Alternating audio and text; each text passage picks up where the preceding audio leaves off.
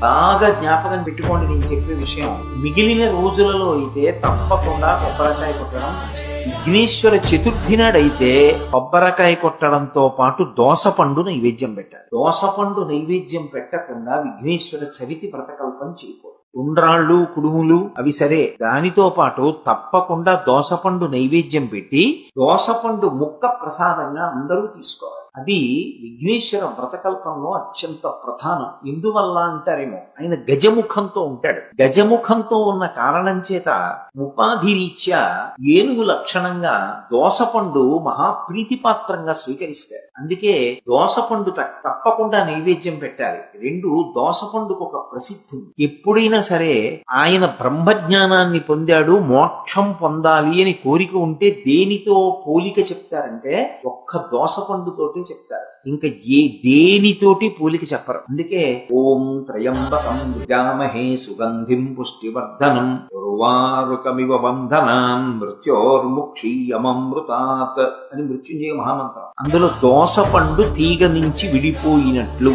నా దేహము నుండి జీవుడు విడిపోవుగాక అని అడుగుతారు. మిగిలిన ఏదైనా కూడా పండిపోయిన తరువాత కూడా ముచికని విడిచిపెట్టడం కొంచెం కష్టంగా విడిచిపెట్టి అంత తేలిగ్గా వదలదు. ఒక్క దోసపండు మాత్రం సునాయాసంగా వదులుతుంది.